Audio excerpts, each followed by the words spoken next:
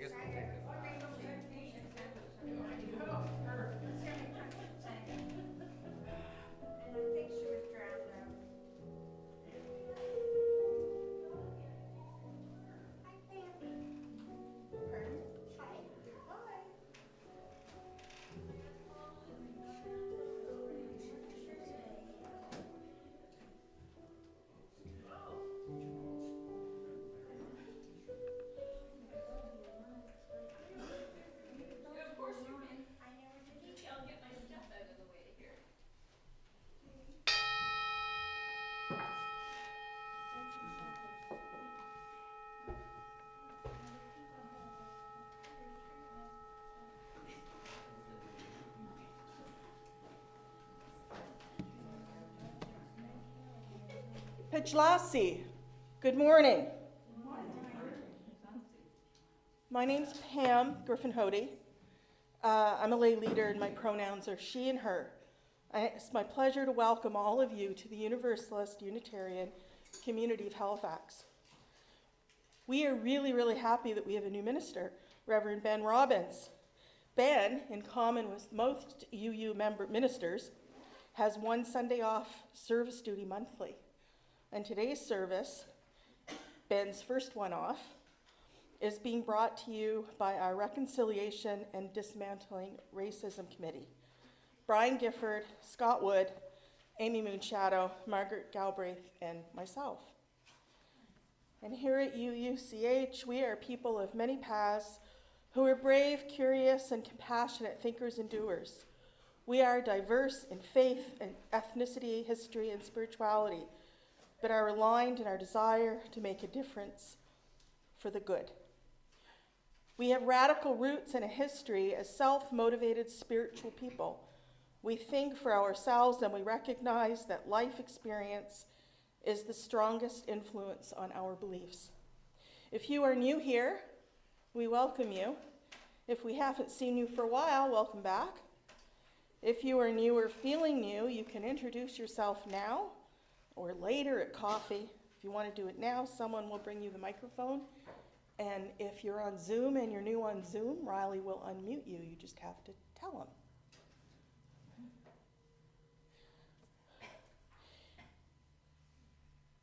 If you want to be on our email distribution list, there's a sign-up book in the back in the ballroom.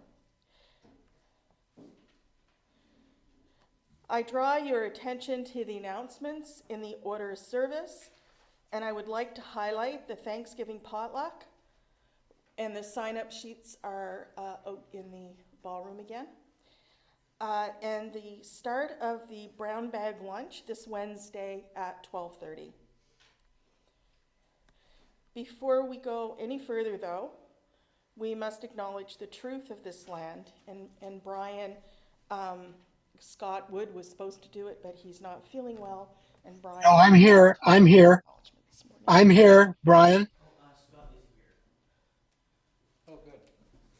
I'll go ahead. Scott, do you want to do the land acknowledgement? I do. I'm up to it. Again, Palasi, welcome.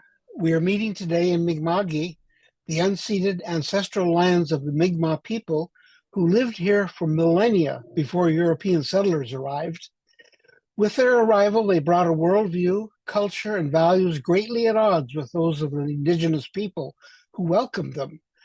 Nevertheless, treaties were entered into, spelling out how they could coexist. However, these treaties were violated by the settlers as colonization and subjugation were pursued. This has caused great injustice to our indigenous people and their descendants. We are all treaty people and are called on to seek reconciliation and live in right relationship with our indigenous brothers and sisters. True reconciliation is more than an apology. It recognizes that we cannot simply undo the injustices of the past, as their consequences have become completely intertwined within every economic, social, and political structure that is modern Canada. The path to reconciliation involves at least three dimensions. One, developing a deeper understanding of and respect for the Indigenous worldview, culture, and values. Two, bringing our Indigenous peoples into our national dialogue and decision-making as equal partners at every level of governance. Three, finding ways to share the wealth of Canada such that they are justly compensated for their losses over several centuries. We also are called on to act in two other related ways.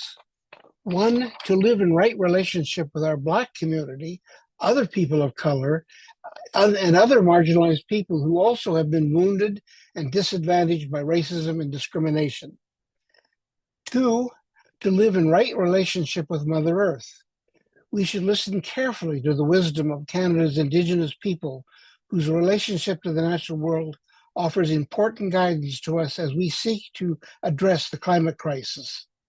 This is an existential challenge to us since we are all dependent on the bounty and the services of nature for our survival and well-being.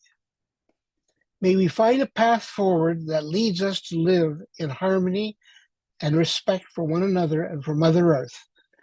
Walaliko. Thank you.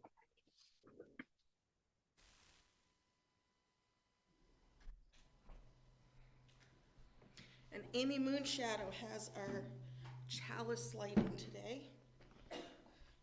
Don't trip over that step, it didn't go back proper.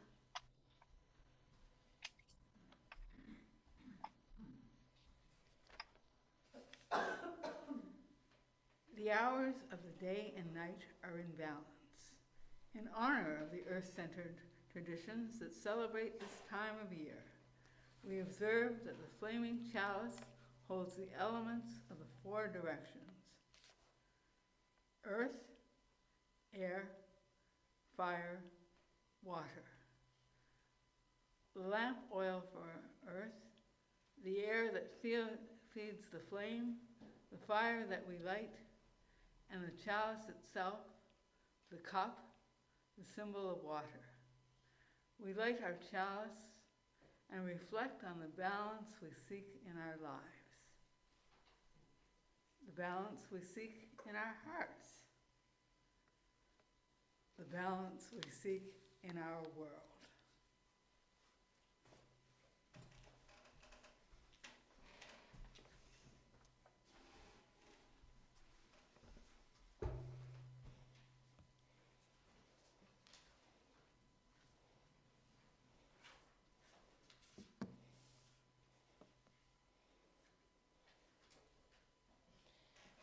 Tomorrow, September 30th, is the National Day to recognize and honor survivors and victims of Canada's residential schools. This is a very new day, and it weirdly connects in Nova Scotia with October 1st, which is Treaty Day. When the federal government announced that Reconciliation Day would be held on what had unofficially been Orange Shirt Day, I was a bit annoyed at them, seemingly ignoring that it was Treaty Day in the most important province.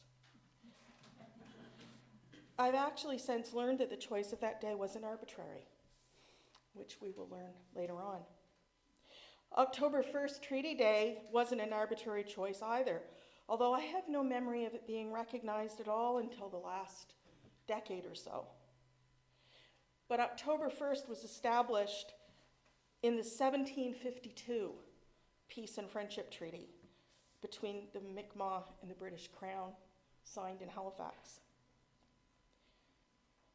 And that treaty was a renewal of several previous treaties, and it only lasted 6 months, and there was another big treaty about 10 years later. But the 1752 treaty is the one that's been used in recent years in court decisions. So it's important. And it's quite long, and the entire document, which is easy to read now because it's been transcribed, is on the Nova Scotia Archives website, but I just want to read the one paragraph that talks about Treaty Day. And I would also like to point out that this document is 272 years old and uses words in it that we no longer use in reference to Canada's Indigenous peoples. So this is the paragraph from the treaty. It is agreed that the said tribe of Indians shall not be hindered from, but have free liberty of hunting and fishing as usual, and that if they shall think a truck house needful at the river Shubenacadie or any other place of their resort, they shall have the same built and proper merchandise lodged therein, to be exchanged for what the Indians shall have to dispose of, and that in the meantime the said Indians shall have free liberty to bring for sale to Halifax or any other settlement within this province skins, feathers, fowl, fish, or any other thing that they shall have to sell, where they shall have liberty to dispose thereof to the best advantage. That to cherish a good harmony and mutual correspondence between the said Indians and this government, His Excellency, 50 million names, hereby promises on the part of His Majesty that the said Indians shall, upon the first day of October, yearly, so long as they shall continue in friendship, come by themselves or their delegates to Halifax and renew their friendship. Those of us whose ancestors come from other places to settle this land have not honored this treaty well through the centuries. And even the most recent of newcomers have profited from broken treaties. And there are hundreds of different treaties across Canada for which the same can be said. Today's reflections are about Asatulisk on the south shore on the shores of Atumokuk, or Wenzel Lake, and the Pijnuskak, or La Have River, about 15 kilometers north of Bridgewater. And a settler family, the Wenzels, acquired this land in 1840, and they practiced selective forestry in an area of pristine old growth forest. And in 1990, it was bought from the descendants of the Wenzels by a family called Drescher, who continued to take care of the land and called it Windhorse Farm. And a couple of years ago, the Dreschers returned Windhorse Farm to the Mi'kmaq. And Brian is going to share the story with us later on. Our opening hymn this morning is 318 in the Gray hymnal. You can stand or you can sit as you are willing to able. I always sit when I'm doing the service because I have to stand too much.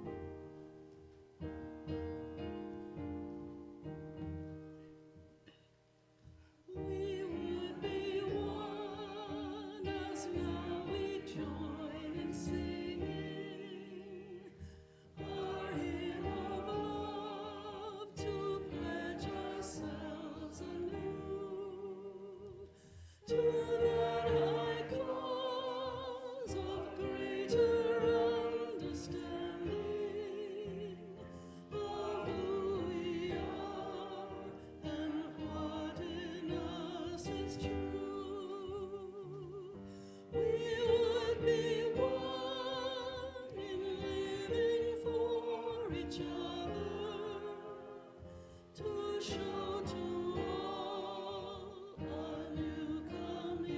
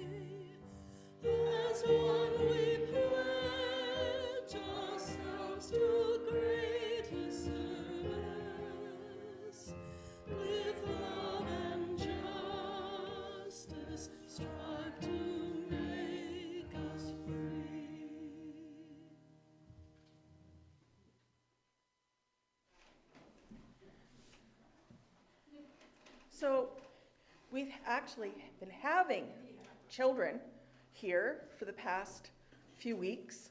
I do not see any here this morning, but we are going to have a time for all ages, and I'm going to sit. And I'm going to welcome all the people here who feel like they want to come and to sit up here and listen to my story. I need to give you a microphone. What? Oh, I thought you were just going to come sit up. Oh, move over. Oh, my goodness. All of the tech stuff. Very good. I'm sorry, Zoom people. Okay. I'm trying an experiment this morning, too. Instead of printing off 20 double-sided pages of script, I'm using my phone. Ooh. Let's let Pam join the 21st century. So a few weeks ago, Reverend Ben shared with us his feelings about his first day of high school. And I remembered my first day of grade 1. And I want to tell you a story of two little girls and their first day of grade 1.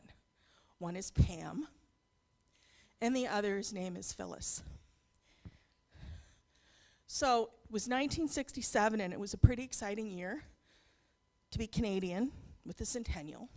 And it was even more exciting for Pam because I was going to start grade 1. And I lived in Halifax, and my school was not very far from here on Oxford Street. And I'd actually gone there for primary and 1 year of preschool. They had 2 years of preschool, but they let me start primary a year early because I could read.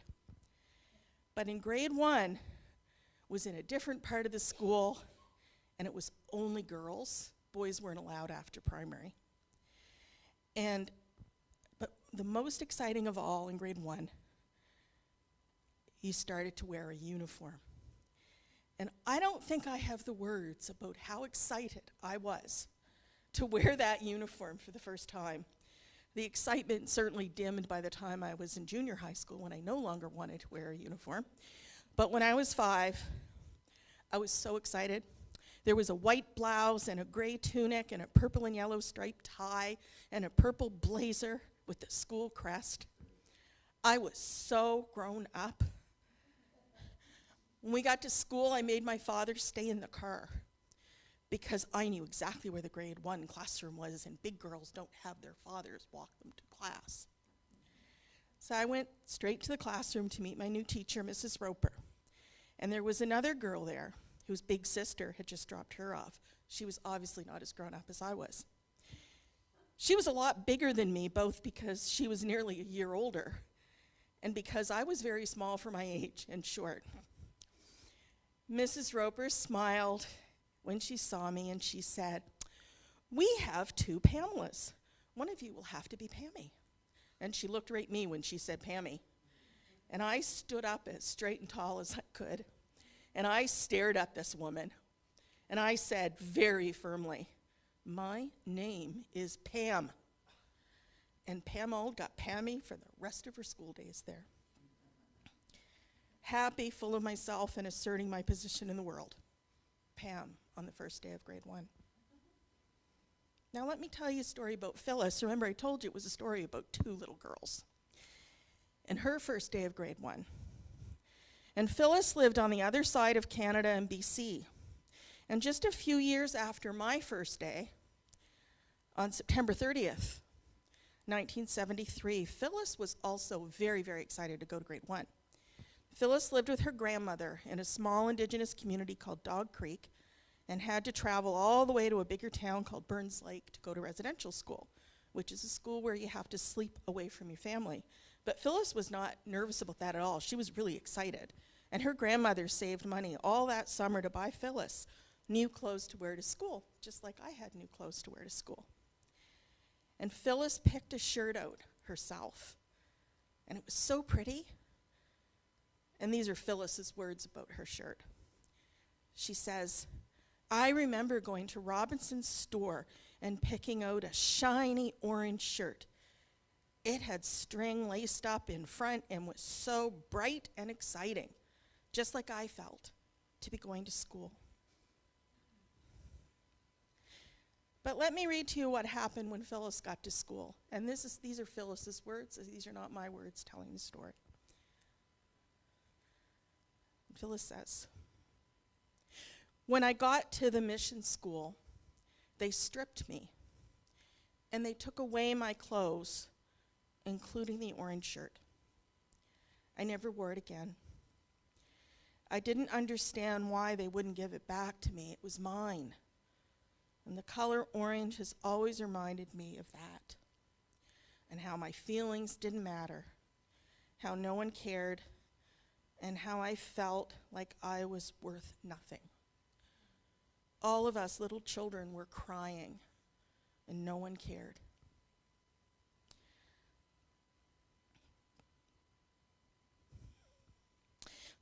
So tomorrow is September 30th, which is the actual anniversary of Phyllis losing her orange shirt. That's why we have that day as Truth and Reconciliation Day. So the federal government is forgiven for ignoring Treaty Day in Nova Scotia. And we honor this for all of the thousands of victims and survivors of Canada's residential schools. And Margaret will come up for our joys and sorrows.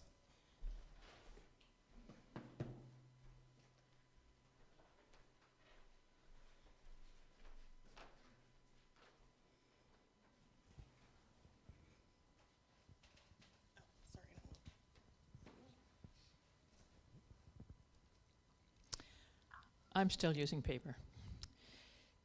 Now we'll take the time to recognize our collective and individual joys and sorrows and complex truths. We bring our hearts into this sacred space of community, and we open them up to each other, for each other, so that those of us who carry pain might be comforted by the presence of a loving community. Those that are happy and well might share our joy and see it multiply in others. So those of us who carry complex truths might also find a welcoming space to process and make meaning of all that life brings. So if you have a story, a joy, a sorrow, or a complex truth on your heart that needs to be spoken in community, we invite you to share.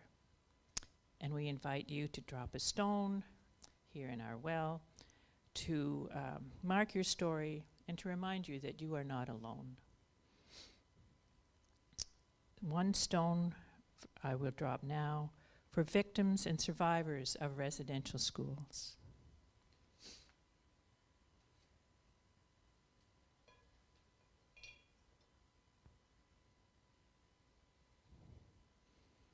And one stone for the victims of the Middle East in that terribly complex situation.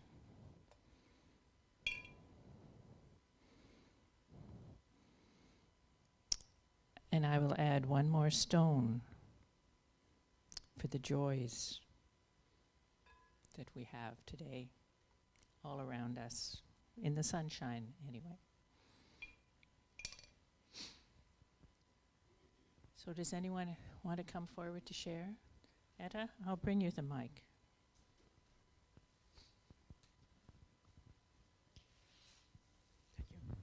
Good morning.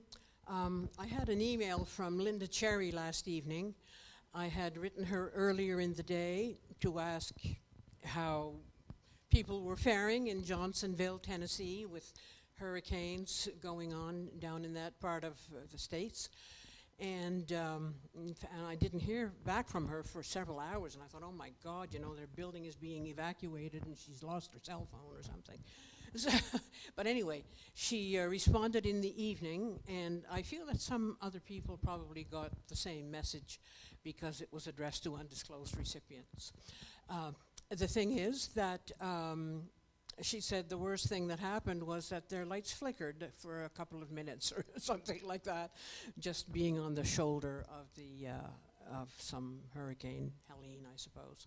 So they are well in her building. She is fine, and she's involved with the Democratic Party and so on, and the League of Women Voters, and the UUCH in another location not far away from where she is. And we'll be seeing her in November. She'll be up this way for a visit. That's all. Put in a stone for Linda Cherry and her survival.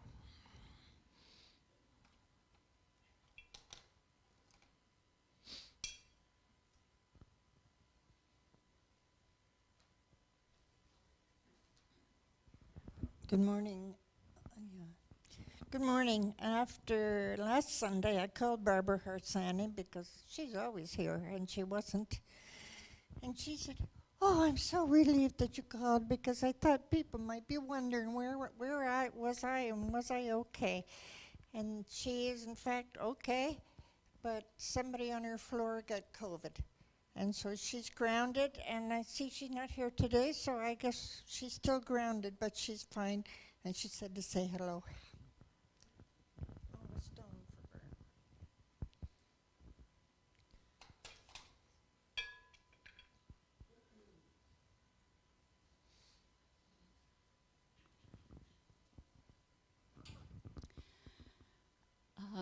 This is, I guess, my memory of a client of mine, a First Nations man, Ojibwe, and I did therapy with him for many years when I was a psychologist. And I got to accompany him to the hearing with the federal government that he waited 20 years to have. And it was a deeply humbling experience. And I wish I could say it healed him, but I'm sure it did not. But it helped a little.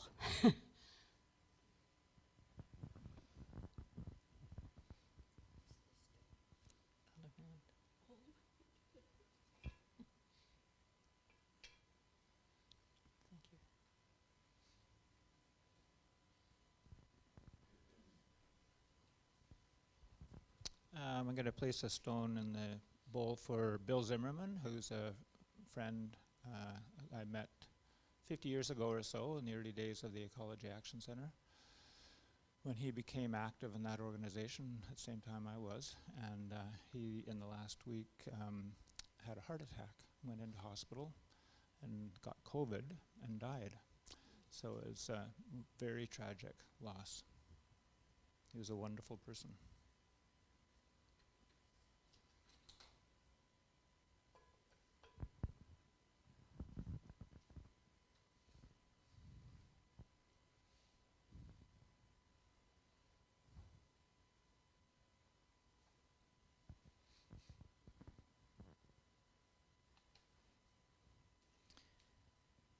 There are all these joys, sorrows, and complex truths, those that remain in the silent sanctuaries of our hearts, the ones that words cannot express, and the ones that are still in formation.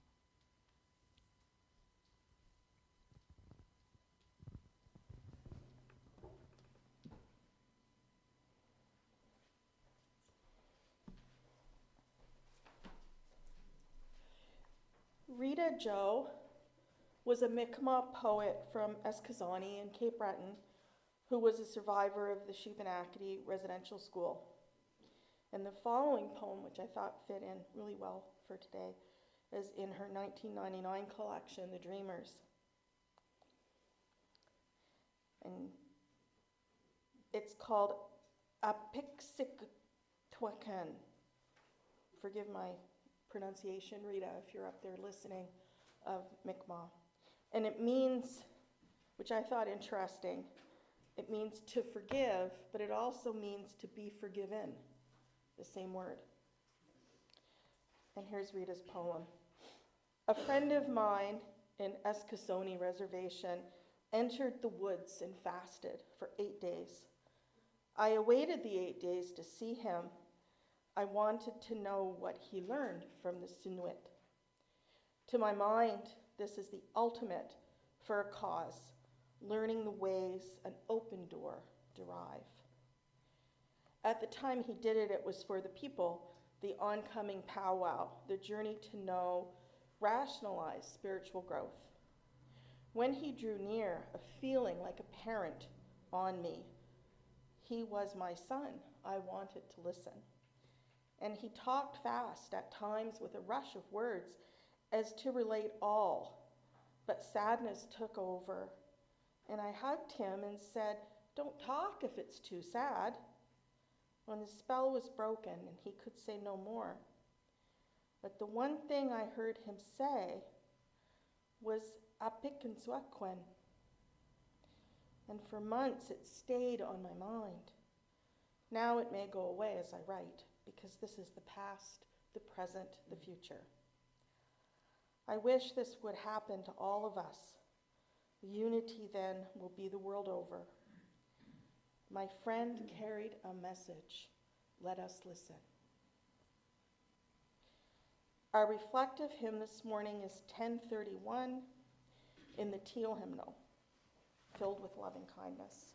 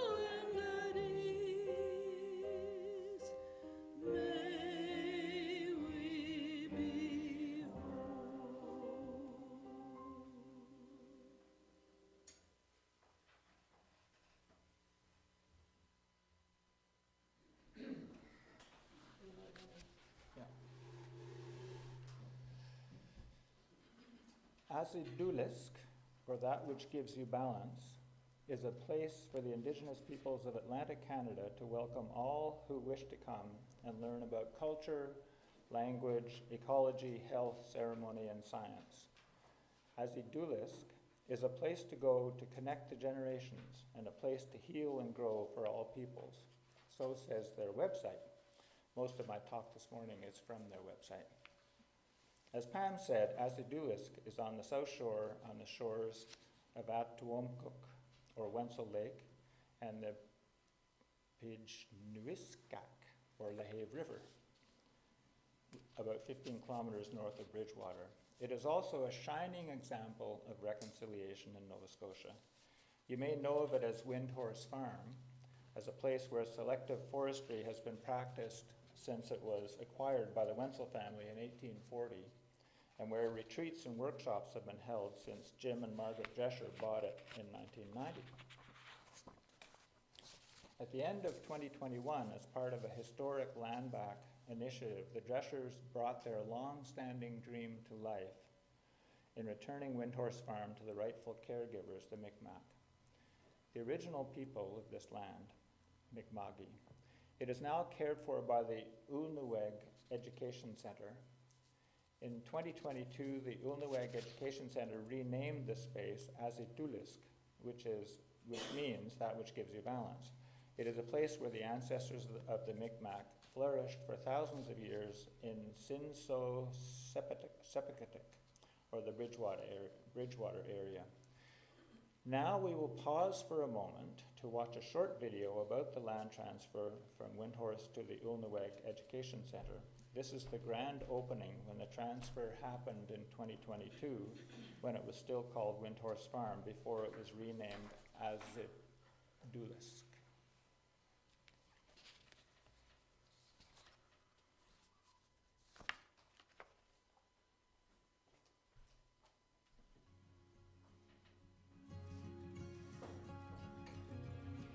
Walalia kisok kichido pikisiduya kiskok delju waligiskik. Thank you, our Creator Mother, for bringing us such a beautiful day today. What we're bringing here today is our culture, our way of life. You're going to see spiritual, you're going to hear some mental, you're going to hear some emotions, and you're going to see some physical. Very holistic way. That's the way we do things.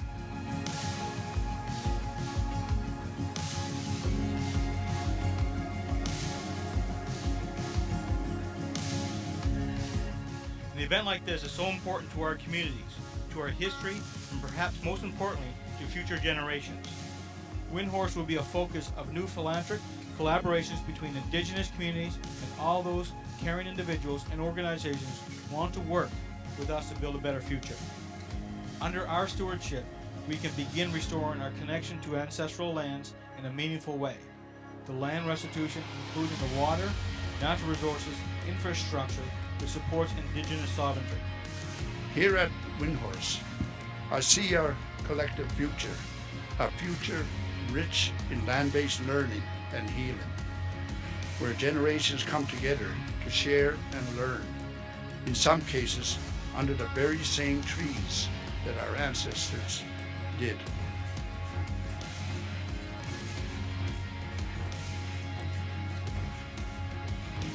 Remember, we are all treaty people, and I hope to see many more collaborative initiatives among us. Walalio.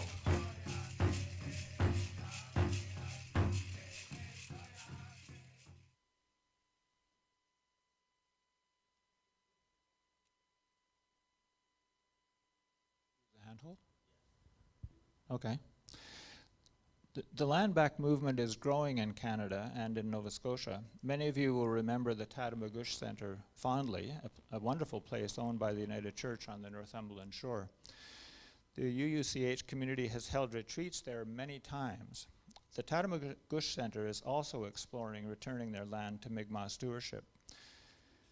The Mi'kmaq elders involved in the conversations about this call the process rematriation, restoring the land to the matriarchal society. There are still many issues to be worked out. One of them is how to ensure that there are resources to maintain the buildings that are there and that are old enough to need renovation and renewal, so that it is a place that can serve the Mi'kmaq and surrounding communities without placing an impossible burden on its new stewards. Under the current federal government, there are programs to assist with this financially. For land that is under Indigenous stewardship, they will look to other donors as well. As the Dulisk demonstrates what may happen in Tatamagouche. Both places have some similarities to the Mi'kmaq Debert Cultural Center near Truro that we talked about here last June, and one or two sites in Unamakik or Cape Breton. Those other sites were not rematriated, but they are part of a growing network of Mi'kmaq-operated cultural centers and retreats. As a Dulisk is 200 acres of ancient forest, waterways, and the riparian zones in between. It contains a hemlock grove that is over 4 centuries old, and at least one tree, grandmother maple, that has been dated at over 530 years old. Older than the arrival of Europeans on these shores. The Mi'kmaq people currently have care of this forest, but Grandmother Maple witnessed a long journey through time as the land was taken, settled, and then returned to the Mi'kmaq. This rare and ancient forest and organic permaculture gardens include an eco-friendly conference lodge, a century-old farmhouse and rustic barn, charming off-grid forest cabins, a wood products facility, a sauna, fire circles, pristine lake access, and kilometers of forest walking trails that make up this beautiful land in keeping with its new place name as Idulisk, that which brings you balance. The Dreschers and 10 forest families oversaw these facilities before their transfer. Their focus was to welcome all into connecting with nature in the rich and diverse landscape of forest gardens, orchards, fresh brooks, and beaver ponds at the edge of Wenzel Lake. Under the Ulnaweg Education Center, Azidulisk stands poised to become the foremost place of learning, healing, and gathering in Atlantic Canada. So says the website. Youth events and cultural gatherings have been held on the ground since the transfer was complete, including an ancestor ceremony that hasn't been held for centuries. And plans are in place to build and nurture strong educational programs focused on Indigenous ways of knowledge, both directly through the Ulnaweg Education Center and indirectly via partnerships. Their website features plans for a performance arts center, a sweat lodge. You can see a sauna becoming a sweat lodge pretty easily. An amphitheater and a wood shop where workshops in canoe making, basket making, and more can take place. The ancient hemlock grove is described as a perfect place to meditate, have medicinal workshops, listen to storytelling, learn about the land, or sit and write or draw. Our UUCH community can consider attending events at Azidulisk and perhaps donating to help them achieve their dreams. One project underway now is to inoculate at least 7,000 of their hemlocks against the invasive hemlock woolly adelgid, a tiny insect that has been advancing northward with the changing climate. We will now conclude with another short video about Azidulisk.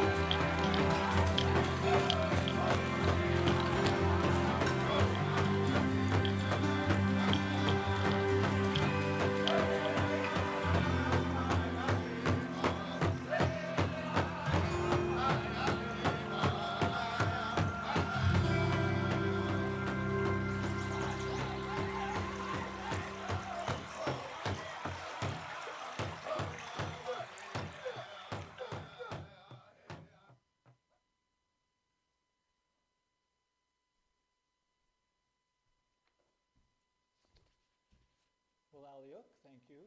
And if anyone would like to make any comments or ask questions or have a conversation about that, we could do that for a few minutes. Mary? Oh, sorry. Sorry. Mary needs a microphone. Oh.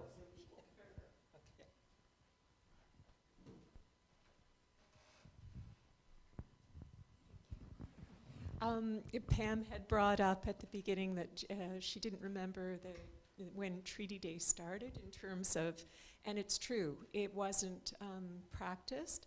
A friend of mine who I met at Mount St. Vincent invited me to go with her to my first Treaty Day experience, and that would have been, I guess, in the late 1980s. But anyway, and she said it hadn't been going on that long, so it had been something that had become instituted, that there would have been something before, but in terms of a current practice, so yeah, it's probably 25 to 30 years old now in terms of the current practice of October 1st and the Mass at St. Mary's on Spring Garden and the events down at the Parade Square and so on. But it was wonderful being able to participate and to go to the Mass, and also being present to witness when two priests, and I do apologize, I forget who the main person is.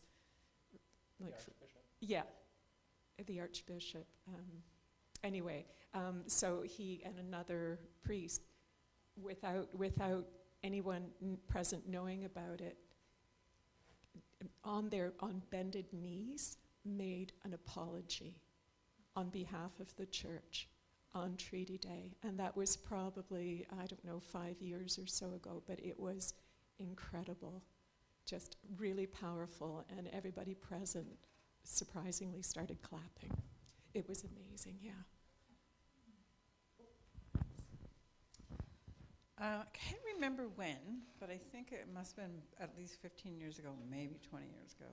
I went to Windhorse Farms to do a story on their forestry practices. So I just remember it being a special place now, and a special place then, and even more special place now. I'm happy to hear that it's going to stay.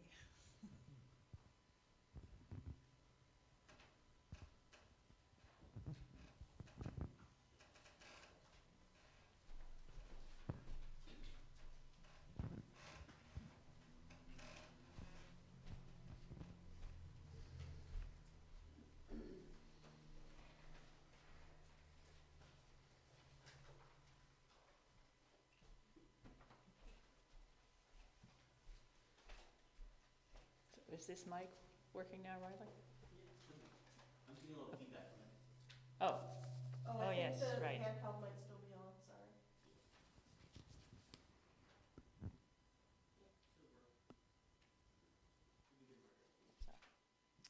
Okay. Community is made possible by the offering of our individual skills, commitments, and gifts. The truth is, we need each other and the money to survive. And yet nobody's worth or dignity is in any way measured by the amount of money that they have or don't have. So during the offering, we invite you to offer what you can, if you can, to support this sanctuary of progressive spirituality. And today, any undesignated money in our collection bowls will go to as a do list, which we just decided. So I'm not quite sure of how that's going to work. It may go to the Olnewig Education Center, but we will send any extra funds to the Windhorse Farm Initiative. And if you don't carry cash, you can always donate by e-transfer to treasurer@uuch.ca.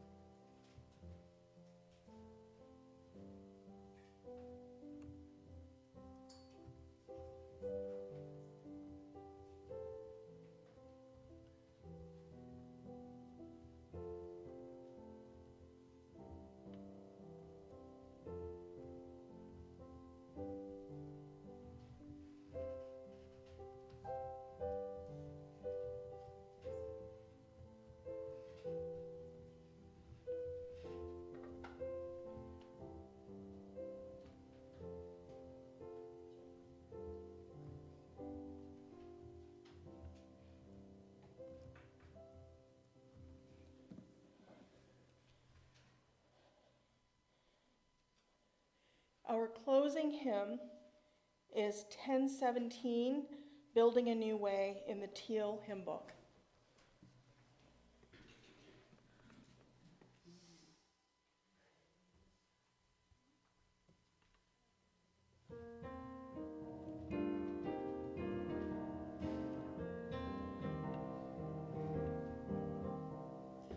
We are building a new way. We are building a new way. We are building a new way, feeling stronger every day. We are building a new way. We are working to be free. We are working to be free. We are working to be free. Hate and greed and jealousy. We are working to be free. We can feed brave bleed. We can feed our every need. We can feed our every need. Start with love and is the seed. We can feed our every need. Peace and freedom is our cry. Peace and freedom is our cry. Peace and freedom is our cry. Without these, the world will die. Peace and freedom is our cry.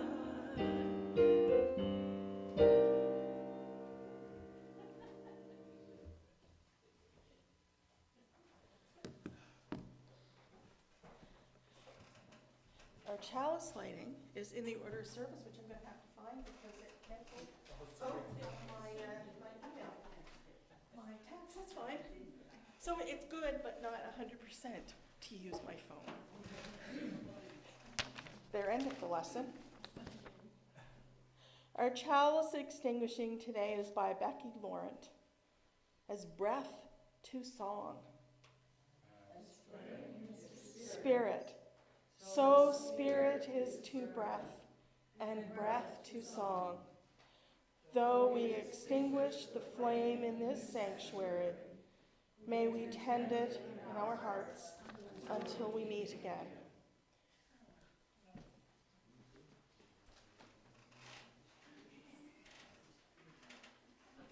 Thank you. Could I add an announcement? You want to go first?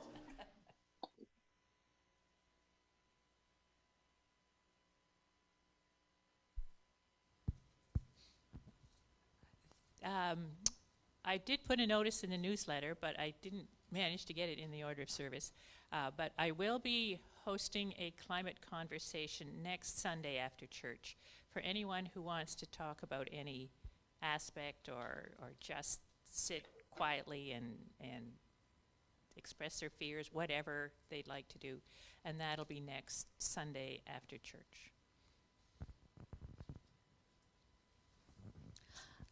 Carol, our music director, has agreed to teach us a new song for Thanksgiving. It's a Joan Baez song called There But for Fortune.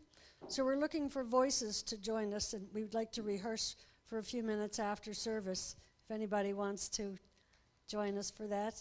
It's a beautiful song. There but for fortune go you. So I encourage you to join us after the service.